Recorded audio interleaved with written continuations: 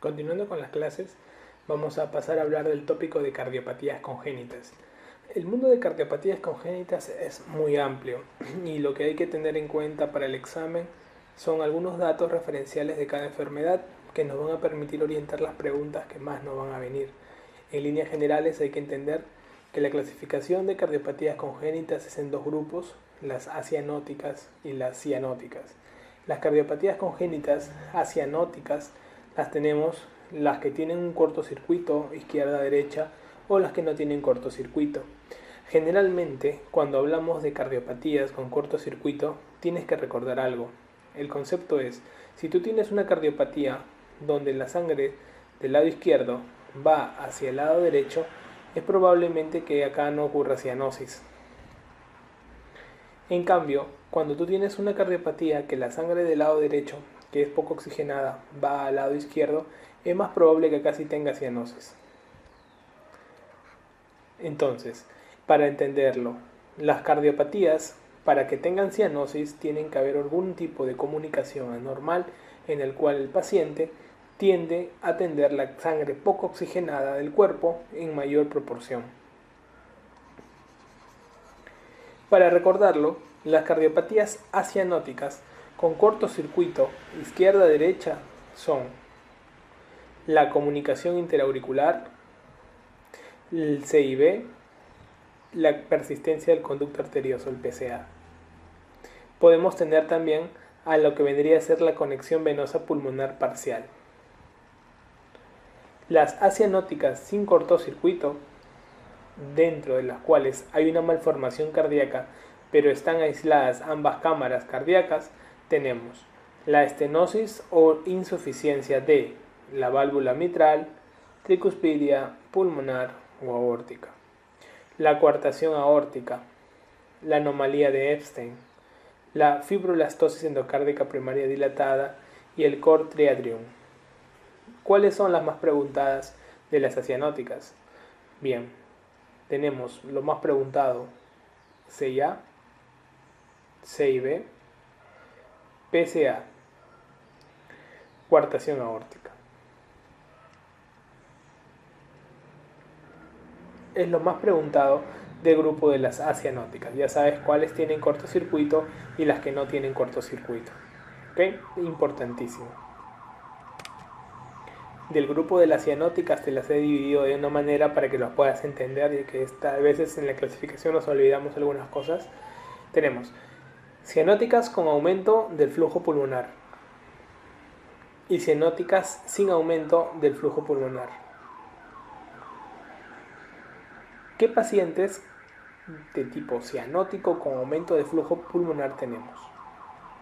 Tenemos la transposición congénita de grandes vasos, altamente preguntado. Tenemos la doble salida del ventrículo derecho, el ventrículo único, la tetralogía de Fallot, también altamente preguntado, la atresia tricuspidia. Luego tenemos también al tronco arterioso, a la hipoplasia del corazón izquierdo y a la conexión venosa pulmonar anormal total. Estas son las cianóticas con aumento del flujo pulmonar. ¿Cuáles serán las cianóticas sin aumento del flujo pulmonar? Acá te las he puesto. Todas estas pueden ser cianóticas sin aumento del flujo pulmonar siempre y cuando tengan una estenosis pulmonar asociada. Dentro de las atresias tricuspidias sin aumento del flujo pulmonar pueden estar solamente como la atresia tricuspidia sola. La atresia tricuspidia con aumento de flujo pulmonar tiene que tener CIB asociado. También tenemos a la anomalía de Epstein. En este caso también puede ser una cianótica, siempre y cuando el cortocircuito ahora se da de derecha a izquierda. En los pacientes con estenosis pulmonar con cortocircuito derecha-izquierda también pueden presentarse de manera cianótica. La atresia y la estenosis pulmonar propiamente dicha pueden presentarse de manera cianótica. Entonces, esa es una manera general de que puedas ver las clasificaciones de lo que más te van a dar. De este grupo de pacientes, ¿cuáles son las más preguntadas y las que tienes que tener en cuenta para tu examen? Porque hay otros que solamente vas a recordar, escuchar, pero no te van a preguntar. transposición de grandes vasos, tetralogía de Fallot.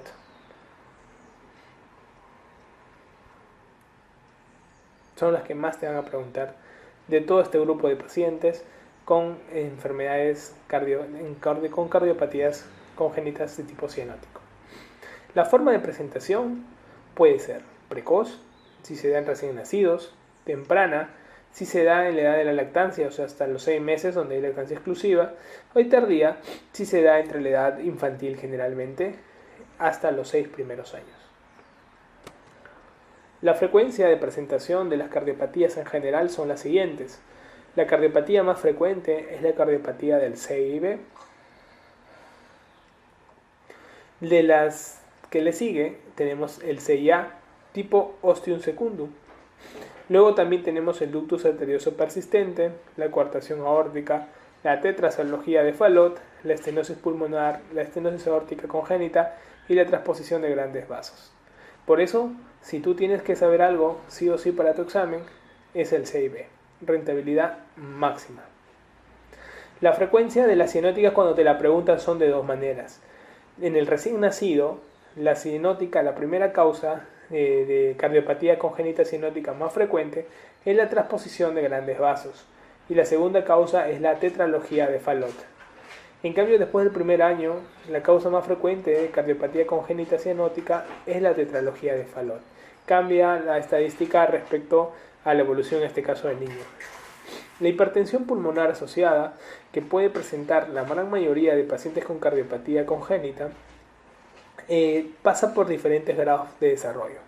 En un primer grado hay una hipertrofia de la media, pregunta de examen. En un segundo grado hay una proliferación de la íntima de esta hipertensión pulmonar. Y en un tercer y cuarto grado vamos a ver la fibrosis de la íntima y las lesiones plexiformes. Es importante saber que las de grado 3 y 4 son irreversibles, es decir, son inoperables y tienden a ser muchas de ellas el síndrome de Eisenmenger, donde el cortocircuito tiende a invertirse. La fisiopatología que nosotros vamos a ver en estos pacientes son por hiperflujo o por hipoflujo. Las enfermedades por hiperflujo son a la cabeza la transposición de grandes vasos, el tronco arterial, el CIA, el CIB y la hipoplasia del ventrículo izquierdo. ¿Okay? Al tener un hiperflujo tienden a desarrollar un cuadro mantenido de hipertensión pulmonar. Si esta tiende a invertirse, el síndrome de Eisenmenger, lo que vendría a convertir una cardiopatía acianótica en una cardiopatía cianótica. Generalmente, estos pacientes tienden a tener una clínica de insuficiencia cardíaca. Incluso cuando ustedes observen en el adulto, la cardiopatía congénita del adulto más frecuente que se diagnostica en el adulto es el CIA, pregunta de examen. Muchos de ellos llegan a la segunda o tercera década y tienden cansancio, y por ahí un soplito que dice que un médico pediatra lo vio hace muchos años cuando eran pequeños. Al ocultarlos nos encontramos con un CIA. Las lesiones por hipoflujo, ¿quiénes son? Tenemos a la tetralogía de Fallot, a la estenosis pulmonar y la atresia tricuspidia como más características. Vamos a ver acá que estas enfermedades por hipoflujo tienden a desencadenar crisis hipóxicas. La hipoxia crónica tiende en ellos a desarrollar policitemia e hipercoagulabilidad y generalmente en estos pacientes tratamos de evitar las flebotomías, pregunta de examen, tratar de evitar los cuadros de deshidratación, eritroforesis, no usamos corticoides en pacientes con lesiones de hipoflujo. Bien, vamos a pasar a narrar las más importantes cardiopatías congénitas y con la clínica más relevante de cara al examen. La comunicación intraauricular es la segunda causa de las cardiopatías congénitas pediátricas y es la que más se diagnostica en los pacientes adultos. Vamos a observar nosotros que generalmente en los pacientes con comunicación interauricular vamos a ver que estas son más frecuentes en mujeres, pueden tener asociada una estenosis mitral en el cual se llama síndrome de Luttenbaker y puede haber un foramen oval permeable en los pacientes normalmente hasta un 30% de los casos, que tienden a cerrarse al cuarto mes, así que no hay que preocuparnos mucho porque es un foramen oval. De los tipos de comunicación interauricular que más vemos, vemos que el ostium secundum se lleva el premio al ser 90% de los casos la frecuencia. Vamos a ver acá que se puede asociar a un prolapso mitral y no tiene que ver en su etiología con los cojines endocárdicos. Pregunta de examen. En el ostium primum, que es menor porcentaje, 5%, acá sí se produce por un defecto de los cojines endocárdicos, por ello afecta al canal AB y la válvula mitral. Es una forma parcial de canal AB, decimos, en la que vemos generalmente asociación al síndrome de Down, que es la malformación que más se asocia al síndrome de Down, es canal AB. Pero la comunicación interauricular ostium primum también puede asociarse. Se asocia a hendidura de la válvula mitral anterior, y la cual puede conllevar a una insuficiencia mitral. En el tipo seno venoso vamos a ver primero que es muy infrecuente y que está localizado cerca de la vena cava superior, que entre la superior o la inferior más frecuente está ubicada en la vena cava superior y se asocia a anomalías de drenaje de venas pulmonares en el lado derecho, o sea, tiende a asociar un drenaje venoso anómalo. ¿Ok? Entonces eso es importantísimo de cara a la comunicación interauricular. La fisiopatología de la comunicación interauricular, vemos que hay un cortocircuito de izquierda a derecha, por lo cual al ser de izquierda a derecha no hace cianosis, hay sobrecarga del lado derecho, sobrecarga pulmonar, hipertensión pulmonar, puede desarrollar a la larga cortocircuito derecho-izquierdo si desarrolla un síndrome de Eisenmenger. Debido al hiperflujo que llega al corazón, tiende a haber un cierre de la válvula sigmoidea muy separado, por lo cual se escucha como que hubiera un desdoblamiento fijo del segundo ruido característico, ¿no? La mayoría de estos pacientes asintomáticos en su evolución, pero en caso de que haya un canal AB común, puede dar clínica en los primeros meses y ligera cianosis. En la exploración primero se escucha un tono fuerte, un soplo sistólico con una sobrecarga en foco pulmonar, un desdoblamiento fijo del segundo tono, que es lo que más ha sido preguntado respecto a lo que es comunicación interauricular, desdoblamiento del segundo tono. La respiración no lo elimina por la sobrecarga y vemos un soplo pansistólico en caso de insuficiencia mitral asociada a un ostium primum. En el EKG, el ostium secundum tiende a asociar una sobrecarga del ventrículo derecho con un eje a la derecha, pregunta de examen, asociar también un bloqueo de rama derecha.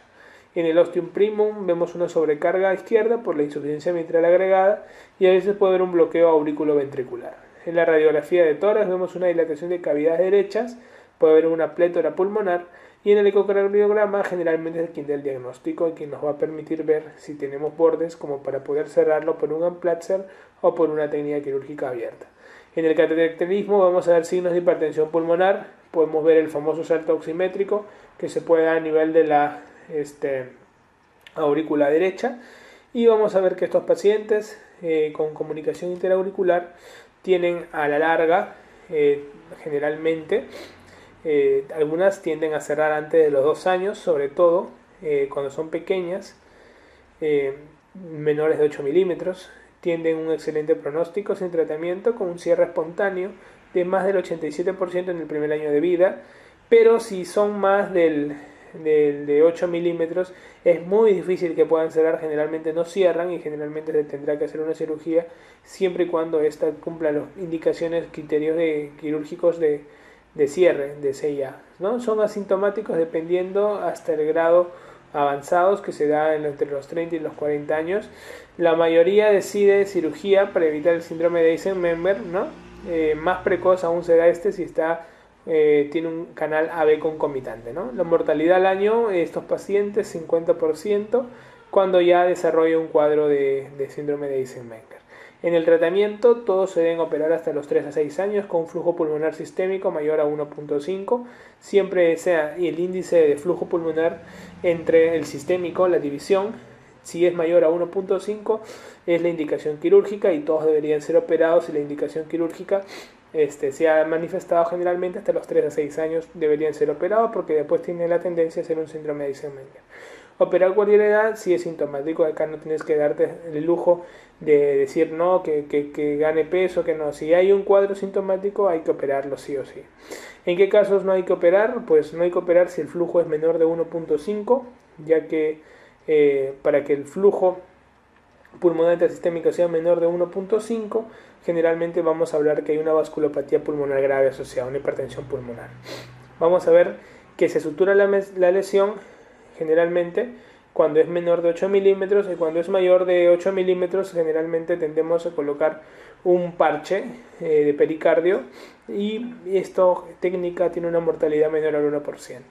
¿En qué casos hacemos cateterismo terapéutico? O sea, evitamos la cirugía abriéndola, como ven ustedes en el primer gráfico. ¿Y en qué casos hacemos el uso del Amplatzer?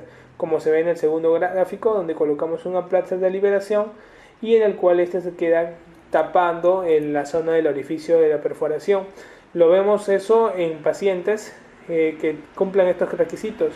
1, que sea tipo ostium secundum y sean de tipo central. 2, que tengan un reborde o pestaña suficiente para que se pueda acoplar el dispositivo. Generalmente un buen reborde, hablamos cuando hay más de 5 milímetros por reborde al menos.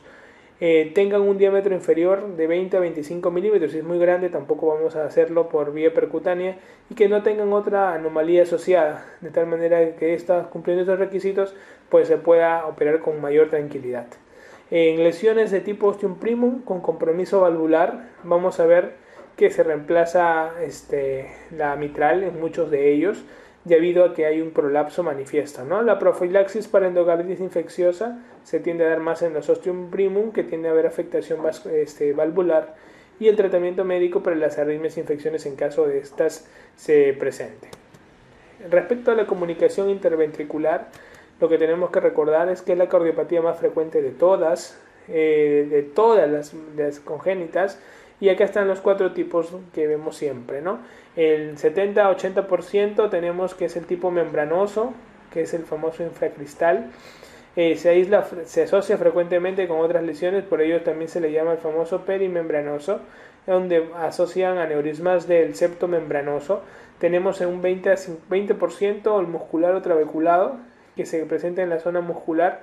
Además vemos el infundibular, o subpulmonar, o subaórtico, o supracristal también, en el cual vamos a ver nosotros en un 5 a 7%, tiende a mayor porcentaje en gente asiática, se localiza a nivel de los infundíbulos de salida y que se asocia a una insuficiencia aórtica en muchos de ellos. En el tipo de entrada, que es posterior, que se da en un 5 a 7%, se localiza posterior a la membranosa, cerca a las válvulas auriculoventriculares, y vemos ellos que están más ubicados en las zonas de regiones de entrada. Eso es importante a la hora de la clasificación. En la fisiopatología de la comunicación interventricular, recuerden ustedes que hay un cortocircuito que depende de la presión del ventrículo izquierdo o del ventrículo derecho y del tamaño de la lesión. En el recién nacido hay mayor resistencia pulmonar, aún persiste la hipertrofia, recuerden el músculo liso vascular, lo que reduce el shunt izquierda a derecha. Luego la presión pulmonar se reduce como la del adulto en el proceso de semanas de evolución, y se produce un cortocircuito izquierda-derecha con la sobrecarga pulmonar respectiva.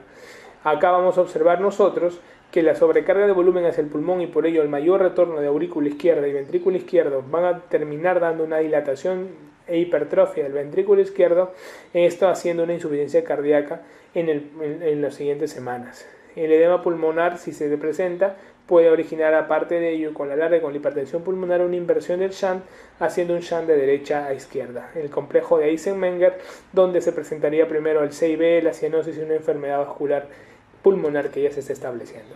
En la clasificación, según el tamaño de lesión, vemos que son grandes cuando miden generalmente más de 10 milímetros o 1 centímetro, pequeños cuando generalmente miden menos de 3 milímetros, y medianos cuando miden más de 1/3 y menos de 1 de lo que vendría a ser el diámetro referencial, según el tamaño asociado al anillo aórtico, que vendría a ser el tamaño referencial que uno va a utilizar a la hora de medir un CIB característico en estos pacientes. ¿Okay? Entonces, según el tipo de tamaño, medimos el anillo aórtico, y el anillo aórtico va a ser un ente referencial. Es pequeño cuando es menos de la tercera parte del anillo aórtico, mediano cuando es más de la tercera parte del anillo aórtico, o cuando es generalmente hasta una proporción de anillo aórtico de lo que mide el anillo aórtico de ese paciente, y grande cuando mide más que el tamaño del anillo aórtico, en el caso del CIB asociado.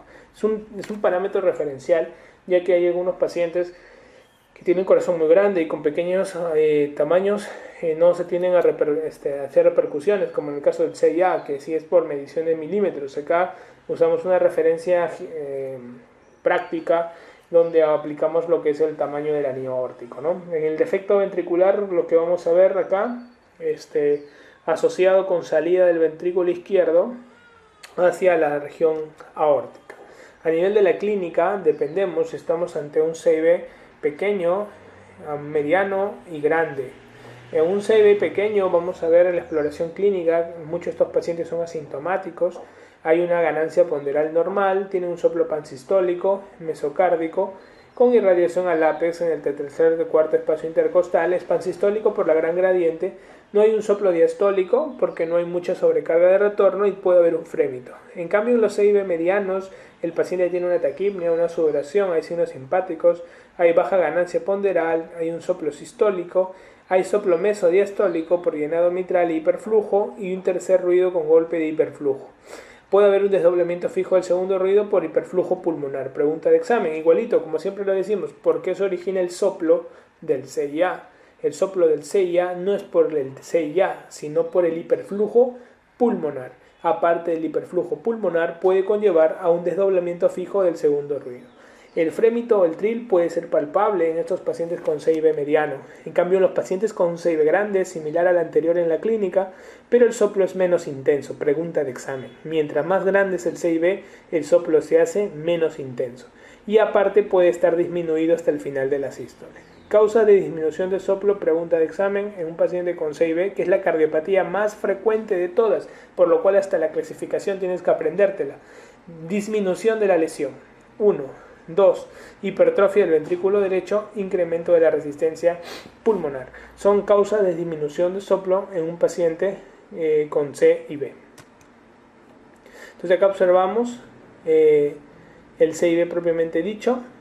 Vamos a observar nosotros que el paciente con EKG tiende a tener, con CIB tiende en el electrocardiograma, tiende a tener una hipertrofia que se da a nivel biventricular con un QRS bifásico en las derivaciones precordiales medias de B2 y B3, una P mitrale donde el D2, la derivada de D2 se observa una P ancha y mellada. En la radiografía de tórax se observa que en los pacientes sintomáticos hay cardiomegalia y puede haber un síndrome por sobreflujo pulmonar. En la ecocardiografía te termina dando el diagnóstico de estos pacientes y luego de la ecocardiografía miden indirectamente en la ecocardiografía los índices de resistencia y si en este caso los valores mayores de 1.5 tienden a ser operados inmediatamente. El pronóstico: los defectos pequeños, membranosos y musculares, mayormente por la hipertrofia, cierran espontáneamente entre un 30 y 35% antes del primer año. O sea, un CIB pequeño puede cerrar antes del primer año. Los defectos infundibulares y de entrada no cierran. Pregunta de examen. ¿Ok? Los defectos infundibulares y de entrada no cierran. Pregunta de examen. El riesgo de endocarditis menos del 2%. Por lo cual hay que dar profilaxis en algunos procedimientos. El tratamiento es el cierre quirúrgico en los defectos infundibulares asociados a insuficiencia aórtica de entrada y en todos dar tratamiento médico al comienzo y según la respuesta se da chance de operar, ¿no? Diéticas, diuréticos pueden ser tratamientos que la mayoría de estos pacientes usa y cuando hay un flujo pulmonar sistémico mayor de 1.5, en el caso de ellos se opera sin demora. Previa evaluación de la resistencia pulmonar siempre, pero se espera sin demora. Las indicaciones quirúrgicas en el CIB, vamos a ver nosotros que si son sintomáticos que se dan con insuficiencia cardíaca y por hipertensión pulmonar, inician tratamiento médico. Si no hay ninguna respuesta al tratamiento, cirugía correctora inmediata y si hay mala respuesta al tratamiento, una corrección dentro del primer año. Recuerden que una insuficiencia cardíaca congestiva controlada, pero cuadros respiratorios a repetición pueden hacer de que el paciente tenga una curva pondo-estatural detenida porque hay un cuadro de desnutrición por el cuadro que tiene de fondo de hipoxemia. Entonces estos pacientes tienden a tener una alteración por una mala circulación y esto termina repercutiendo en mal ganancia ponderal, por lo cual muchos de estos pacientes tienden a diferir el tratamiento mucho tiempo debido a que no están ganando peso y tengan una mayor dificultad a la hora de soportar la cirugía. Cuando no tiene síntomas, estos pacientes son oligosintomáticos, aplicamos lo que vendría a ser el QPQS, ¿no? Un QPQS mayor de 2 sin hipertensión pulmonar ni estenosis pulmonar infundibular, podemos hacer la cirugía. Un QPQS mayor de 2 con elevación significativa de la resistencia vascular pulmonar, la cirugía no debe ser demorada, profundizando en el estudio previo de flujos y resistencias. Un QPQS menor de 1.5 no existe indicación quirúrgica debido a que ya hay un cuadro de inversión de flujo, por lo cual no debería utilizarse. La cirugía paliativa o de cerclaje o banding de la arteria pulmonar para reducir flujo pulmonar solo en caso de defecto difícil de operar por marasmo o defectos múltiples. Si el paciente tuviera muchos defectos o tuviera bajo peso y hay que disminuir un poco de flujo pulmonar porque va a tener infecciones de repetición, lo que tendríamos que hacer es un banding de la pulmonar para poderle dar algún tipo de ayuda a este paciente con comunicación interventricular, ¿no? Eso es lo que nosotros tenemos que hacer en todo aquel paciente con alteración o defecto del septo interventricular. Entonces, ya sabes a quiénes operar en CIB, pregunta de examen, pacientes básicamente que tengan un flujo pulmonar sistémico mayor de 1.5, siempre vas a operarlo. Pacientes sintomáticos con insuficiencia cardíaca que tienen una mala respuesta al tratamiento y pacientes que tienen ninguna respuesta al tratamiento y que sean sintomáticos. También habrá que hacer una cirugía correctora de manera inmediata. O sea, mala respuesta o una respuesta muy deficiente, aparte de que tenga un QPQS mayor de 1.5 en pacientes, tratar de hacer a todos los pacientes una corrección. Y si el caso que fuera sintomático y tiene un QPQS mayor de 2 en estos pacientes, si hipertensión pulmonar ni estenosis pulmonar infundibular, deberíamos hacer una corrección también del CID. Acá no debería haber más chance, ¿no? Entonces acuérdate de estos puntos, ¿ok? Acuérdate de este y acuérdate de este. Ninguna mala respuesta con flujo QPQS mayor de 1.5 en pacientes en general y pacientes que tengan un QPQS mayor de 2 pero que no tengan síntomas, se podría dar. Entonces son las características más frecuentes de los pacientes con defecto, en este caso de CIB. En pacientes con ductus arterioso persistente, más frecuente en mujeres, 2:1, se asocian muchas etiologías, pregunta de examen. A la etiología dentro de las que más se han englobado es la rubiola, la hipoxia por altura, la hipoxia familiar, que asociado a cuadros familiares, y la prematuridad, pregunta de examen también, se asocia a ductus arterioso persistente, se da entre la aorta distal a la subclavia y la pulmonar justo a nivel de la bifurcación. Esta es la zona donde vamos a encontrarlo. Fisiopatología, vamos a hablar de que se cierra generalmente el ductus a las 10 a 15 horas del nacimiento, tiende a durar un poco más en prematuros. El primer mecanismo de cierre es la disminución de la prostaglandina E1 exógena, el E2 y E2 o su menor sensibilidad a ella por un aumento del oxígeno. En las primeras 12 horas vemos una migración del músculo liso y acercamiento de la íntima, plegamiento y cierre, y a las 2 a 3 semanas se produce la fibrosis de la media íntima y formación del ligamento, donde hay un cierre del 90% a las 8 semanas. La alteración de esto ocurre porque generalmente hay una mala migración muscular lisa manteniendo el defecto en esta zona. La evolución es de que se produce un shunt de izquierda a derecha con aumento del retorno venoso al lado izquierdo, aumentando la precarga, con mayor trabajo, hipertrofia y dilatación del mismo. Según el grado moderado o severo se tolera o no, luego hay falla cardíaca izquierda con edema pulmonar y retención hídrica, habiendo un hiperflujo pulmonar, como en todos los cuadros de hiperflujo pulmonar en congénitas, y falta de regresión muscular lisa, predisponiendo a la hipertensión pulmonar. El crecimiento y presiones aumentadas en cavidades derecha van a conllevar a la larga a un shunt de derecha a izquierda con inversión de flujo. La clínica de ductus arterioso persistente es una baja de peso, sudoración, y a la exploración podemos encontrar en el pulso un pulso Zeller, saltón, pregunta de examen, en la exploración un pulso Zeller, saltón, similar a la insuficiencia aórtica, es verdad, similar a la insuficiencia aórtica, un pulso amplio, así no exista soplo, también se puede presentar. Estas son las más características del ductus arterioso persistente. Un pulso Zeller, saltón y un pulso amplio así no existe soplo. En la ocultación vemos que en el foco pulmonar se puede escuchar un soplo sistólico en ductus arterioso persistente pequeños y continuos con refuerzo telesistólico protodiastólico en el moderado grande. El tercer ruido por aumento de volúmenes se puede observar, y también un soplo continuo en maquinaria o de vapor o de gypsum. La característica diferencial es que aumenta o disminuye con la posición de la cabeza también, una característica de estos soplos típicos del ducto arterioso persistente. En la presión arterial vamos a observar que está aumentada, la diferencial es elevada, más sístole con una diferencial bastante manifiesta en diástole, y vamos a ver que en el EKG hay una sobrecarga de cavidades izquierda por el ventrículo izquierdo, y se puede ver en el EKG, ¿no? Con una aurícula izquierda mediante una onda P ancha. En la radiografía tórax vemos crecimiento del tronco pulmonar, cardiomegalia por crecimiento de cavidades izquierdas, vemos atelectasias pulmonares por un crecimiento también de la zona auricular izquierda asociada, congestión pulmonar al comienzo y disminución del drama de la hipertensión pulmonar. Vemos en la ecocardiografía, se ve el shunt, y también podemos dar diagnóstico puesto que se puede evidenciar inmediatamente el tipo de soplo. Lo que más preguntan de la exploración física del ducto arterioso persistente, no se olviden, es la zona del pulso, ¿ok? Y la hora de la auscultación, que es lo que más ha sido preguntado en la historia de nuestros exámenes, por lo cual tienes que dar mayor interés. En el tratamiento vamos a ver, depende mucho de si es una patología ductus dependiente y el soplo hecho solo si presenta síntomas. Solo en prematuros emplear la indometacina, tenemos las diferentes pautas, y en el quirúrgico tenemos dos tipos, igual que el CIA, puede ser por intervencionista o puede ser por cirugía.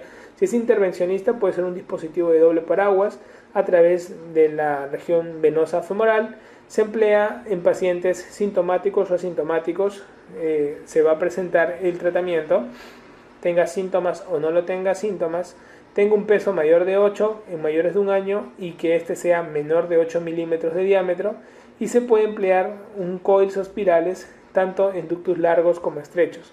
La cirugía, que es la ligadura sección, 1, 2 clamps, 3 sutura, todo por toracotomía izquierda con muy baja mortalidad, diferir si hay un cuadro de endarteritis asociada, y se va a operar en pacientes con menos de 8 kilos, sintomáticos, con ductus arterioso persistente de gran tamaño y con hipertensión pulmonar importante que no te tolere la cirugía intervencionista, ¿no? En asintomáticos diferir 1 a 2 años con tranquilidad. Según la evidencia, vamos a ver que una recomendación importante es el cierre del ductus arterioso persistente es apropiado en qué pacientes. En pacientes con sintomáticos número 1, en pacientes con soplo continuo, ¿ok? En pacientes asintomáticos con soplo sistólico que indica regresión del continuo, o sea que hubiera una progresión que se esté dando un soplo continuo, y estos son los más importantes, los que hay que recordar en la evidencia. Y también puede estar indicado en pacientes con ducto silente como hallazgo ecocardiográfico, también lo puede hacer el cierre, no hay ningún problema. Como ducto silente no hay ningún problema, y en los de clase 3, que no, la recomendación no es más que lo recomendado, el cierre del ducto es inapropiado en pacientes con enfermedad pulmonar vascular irreversible, ¿no? Entonces en este caso no debería hacerse.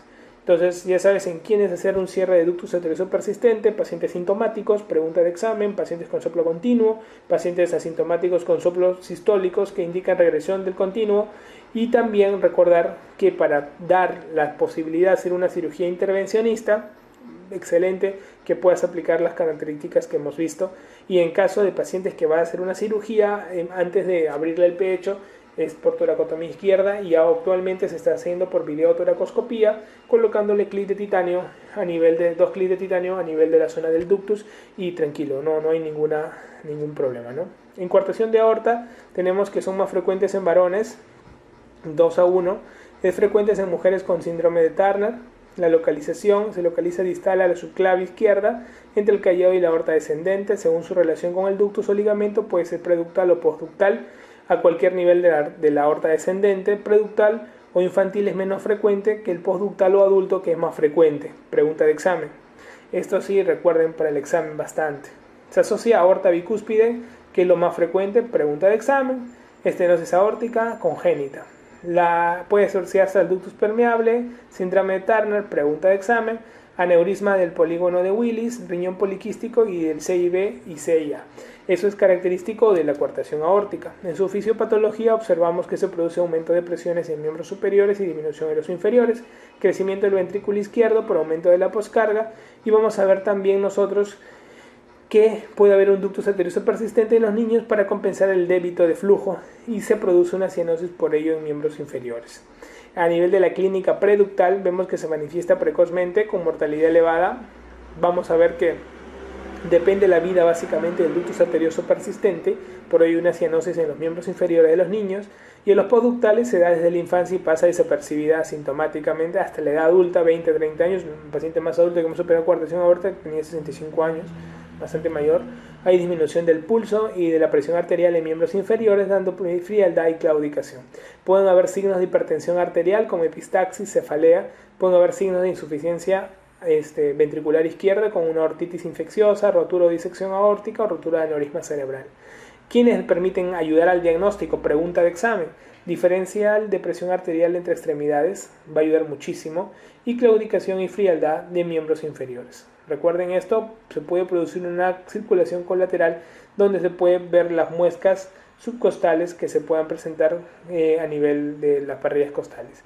En el EKG vamos a ver nosotros signos de hipertrofia ventricular izquierda. En la radiografía, como siempre les digo, muescas subcostales posteriores, el famoso signo de Rosler, con la signo a nivel posterior, con estas muescas subcostales, el signo de la 3 en la aorta, que sean una coartación más una dilatación pre y postestenótica, y también podemos dar el signo de la E en el esofagograma con vario también característico, ¿no? En la ortografía valora la intensidad de la circulación colateral de nuestros pacientes, pero para pregunta de examen tienes que recordar los que dan el diagnóstico y en los métodos auxiliares como vendría a ser la radiografía de tórax como una ayuda. El pronóstico sin tratamiento, la supervivencia es 40-50 años, como les digo, un caso rarísimo que vimos la otra vez con un paciente con 65 años que fue diagnosticada, ¿no?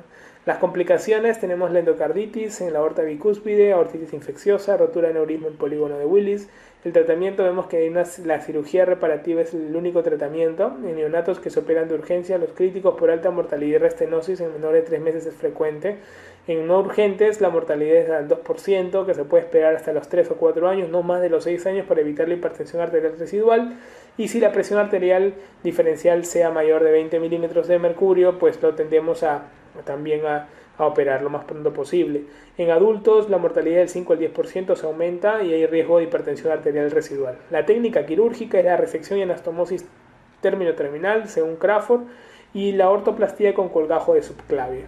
En el cateterismo intervencionista se están dando muy buenos resultados, donde se están colocando en prótesis aórticas que permiten la liberación y la mejora de la coartación de la misma. En la anomalía de Epstein vemos que hay una inserción baja de la tricúspide, algunas características adicionales, que hay una válvula tricúspide anterior en forma de vela de barco, un crecimiento de la aurícula derecha, un ductus arterioso persistente que puede compensar el bajo gasto del ventrículo derecho, una comunicación interauricular donde ve una cianosis progresiva por shunt de derecha a izquierda en la aurícula, y pueden haber algunas taquiarritmias donde primero se ve crecimiento de la aurícula derecha y luego por el síndrome de Wolff-Parkinson-White, ¿no? A nivel clínico vemos que sobreviven hasta los 30 años la mayoría. En el recién nacido depende del ductus persistente arterioso. Podemos ver un soplo cistodiastólico que se ve en el ductus arterioso persistente, y así como en la insuficiencia tricuspidia asociada, ¿no? Radiográficamente vemos que hay cardiomegalia masiva por la aurícula derecha, más que todo. Y en el EKG, sobrecarga derecha, donde hay una P alta y ancha, o el Wolff-Parkinson-White, y en el tratamiento se ve una sustitución de la válvula mal insertada o corrección del insertoide de la anomalía de Epstein, ¿no es cierto? Respecto a transposición de grandes arterias, lo que vamos a ver nosotros es que la transposición de grandes arterias es la cardiopatía congénita cianótica más frecuente al nacimiento. En cambio, después del primer año tiende a ser la tetralogía de Fallot. Es más frecuente en los varones, y fisiopatológicamente lo que vemos es que se producen dos circulaciones paralelas, tanto de ventrículo derecho sistémica como de ventrículo izquierdo pulmonar, ¿no?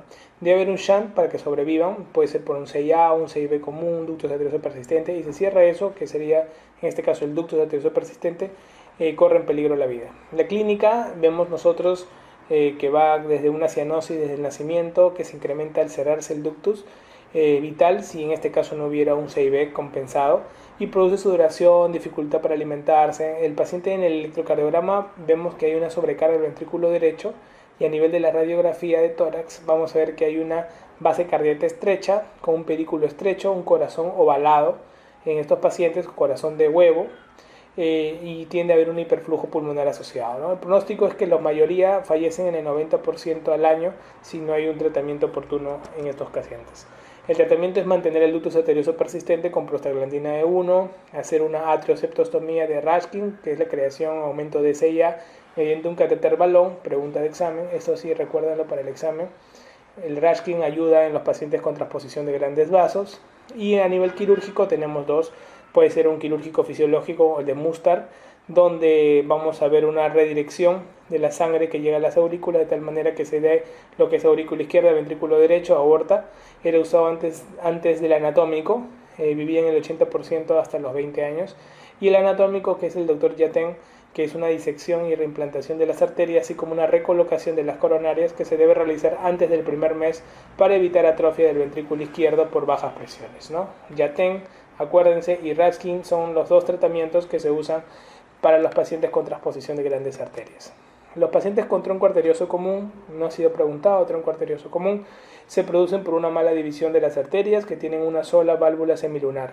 Originan a la arteria pulmonar, a la aorta y las coronarias y se asocian a C y B justo debajo del tronco arterioso común. Se asocia al síndrome de DiGeorge, porque se asocia mucho a agenesia del timo, pregunta de examen. Y sin tratamiento fallecen antes de los 3 meses, ¿no? El tratamiento de estos, ¿cuál sería? El cierre del C y B, colocación de un tubo valvular o un injerto desde ventrículo a arteria pulmonar, ventrículo derecho a arteria pulmonar, y otros se corrigen solo con el trasplante cardíaco. Los pacientes con drenaje venoso pulmonar anómalo total y parcial tienen como características que producen un drenaje anormal total de lo que vendrían a ser las venas pulmonares directamente o indirectamente en la aurícula derecha. Se acompañan de comunicación interauricular y dentro de sus tipos tenemos el supracardíaco, que es el más frecuente, pregunta de examen, que drena a la vena cava superior, los cardíacos que drenan a la aurícula derecha y los infracardíacos que drenan a la vena cava inferior. El total es cianótico, o sea, hay un CIA, y en el parcial es cianótico donde no hay CIA. El tratamiento son venas pulmonares hacia la aurícula izquierda y la corrección de la comunicación interauricular. Respecto al ventrículo único, podemos decir que en él hay 2 aurículas y un ventrículo. Las características del ventrículo único son similares que ustedes pueden encontrar al ventrículo izquierdo. Vemos nosotros que en el tratamiento de estos pacientes el tratamiento es efectivo e inefectivo. Si el tratamiento es efectivo, generalmente es la operación de Fontan, que es la creación de un conducto entre la aurícula derecha y la arteria pulmonar, y el inefectivo es una prótesis que divide el ventrículo en 2, haciendo de tal manera la división fisiológica para poder mantener el drenaje que ya nosotros técnicamente sabemos que se debe dar en una persona, ¿no? Los pacientes con hipoplasia de las cavidades izquierdas, vemos que es un grupo de anomalías que se caracterizan por hipodesarrollo de las cavidades izquierdas, por atresia, estenosis aórtica mitral o ambas, y una hipoplasia aórtica, ¿no? Se mantienen generalmente porque vamos a ver que estos pacientes tienen un ductus arterioso persistente, tienen un ventrículo derecho que no está preparado para altas presiones, y el tratamiento de estos, el tratamiento médico, si fuera inefectivo, ya que solo dura pocos días, estos pacientes pueden pasar a una cirugía paliativa que tiende a tener en un segundo tiempo el quirúrgico la cirugía o operación de Norwood con una mortalidad del 80%. Generalmente la mortalidad es muy altísima en pacientes con hipoplasia de cavidades izquierdas. La tetralogía de Fallot, esta sí es una patología muy preguntada. Recordar que es la cardiopatía cianótica secundaria más frecuente al nacimiento después de la transposición de grandes vasos, que es la primaria, la más frecuente, pero se convierte en la más frecuente después del primer año de vida en los niños. Representa el 75% de las cardiopatías cianóticas en niños mayores y adultos no operados, y como característica tiene que se asocia a una estenosis pulmonar infundibular o mixta, asocia un CIB, un cabalgamiento de aorta y una hipertrofia del ventrículo derecho. Pregunta de examen. Puede haber una trilogía de Fallot, sí, con una estenosis pulmonar, un CIA y una hipertrofia del ventrículo derecho. O sea, en una trilogía de Fallot no hay CIB, y la pentalogía de Fallot a todo esto se le asocia a un CIA. En la fisiopatología vemos que hay un shunt de derecha a izquierda debido a la estenosis pulmonar moderada severa, dependiendo de si este es más infundibular, que se incrementa y va a hacer de que al haber el shunt comience a colaborar los cuadros de cianosis. Si disminuye la resistencia periférica, ya sea por ejemplo en ejercicio, al llanto o al dolor, ¿Qué ocurre? Aumenta el shunt, por lo tanto tiende a aumentar las crisis hipóxicas y esto puede terminar en muchos casos a desencadenar accidentes cerebrovasculares y con el futuro la muerte. La hipoxemia crónica en estos pacientes va a producir policitemia, que va a terminar haciendo trombosis cerebrales y ACV, y también pueden haber trombosis pulmonares. Puede haber alteraciones de coagulación como la diátesis hemorrágica y en estos pacientes tiende a haber ferropenia. En la clínica es raro la insuficiencia cardíaca congestiva, pero la cianosis se produce casi al 100% al año. Las crisis hipoxémicas son más frecuentes hasta los 2 años, una cianosis severa con convulsiones, pérdida de conciencia, muerte. La cianosis depende del grado de estenosis pulmonar, ya que protege del daño pulmonar. Pregunta de examen. En signos generales vemos un retardo ponderal, cianosis y acropaquia, y en lo que vendrían a ser el soplo característico, soplo sistólico en foco pulmonar, menor cuando hay crisis. Pregunta de examen. El soplo del falot disminuye cuando hay crisis. En la radiografía observamos una silueta en forma de sueco o bota con la punta del ventrículo derecho y depresión a nivel de arteria pulmonar, signo del hachazo. Y vamos a observar nosotros que en el EKG hay una hipertrofia ventricular derecha asociada con un eje tirado a la derecha. Podemos encontrar en algunos pacientes el famoso falot rosado o acianótico, donde hay una estenosis ligera.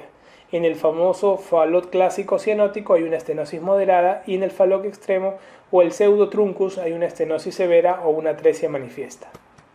El pronóstico de los pacientes con falot es básicamente que al haber una insuficiencia cardíaca congestiva derecha, es excepcional que se produzca en mayores de 50 años.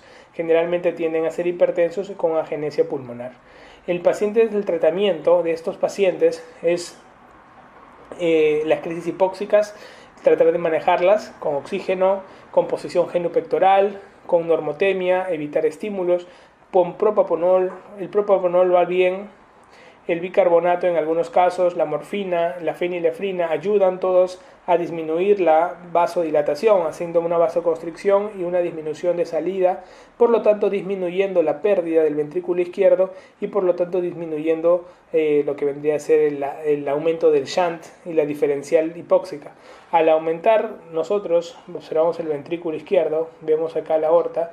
Si nosotros vemos que estos pacientes tienen un CIB y vemos que acá hay vasodilatación, o sea, quiere decir que va a salir más sangre y encima, ¿qué ocurre? Al hacer vasodilatación, la sangre de por sí, eso tiene una estenosis pulmonar, la poca sangre que entra y va a llegar al pulmón, se termina perdiendo por la vasodilatación. Entonces en estos pacientes tendemos a hacerle ¿qué cosa? Vasoconstricción. Por eso estos pacientes tienden a tener la posición del falot, que se ponen en cuclillas para aumentar la vasoconstricción y de esa manera disminuir las pérdidas y sobre todo mejorar el estado de cianosis en las crisis hipóxicas.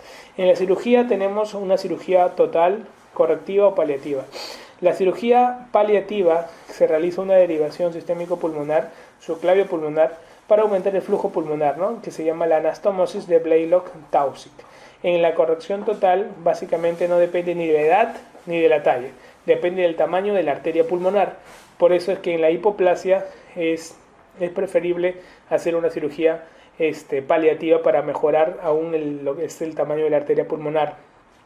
Luego de ello se pasa a hacer la cirugía correctiva. Cuando ya hay una cirugía paliativa de fondo, hacemos una correctiva donde vamos a hacer el cierre del CIB, vamos a ampliar la estenosis infundibular, en este caso de la pulmonar, y vamos de esa manera a poder ayudarle al CIB, al paciente con falot, a que ya no pueda tener los problemas de cianosis que se van a precipitar. ¿Okay? Entonces es muy importantísimo. Pacientes con atresia tricuspidia, finalmente, lo que vemos es de que no hay comunicación entre la aurícula derecha y el ventrículo derecho por la propia atresia, se acompañan de una comunicación interauricular con shunt de derecha a izquierda, puede haber un CIB con shunt de izquierda a derecha y un ductus arterioso persistente, ¿no? Ello para mantener un flujo pulmonar. El ventrículo izquierdo está dilatado, puede haber estenosis pulmonar y aórtica asociada, lo que da 3 tipos de atresia tricuspidia.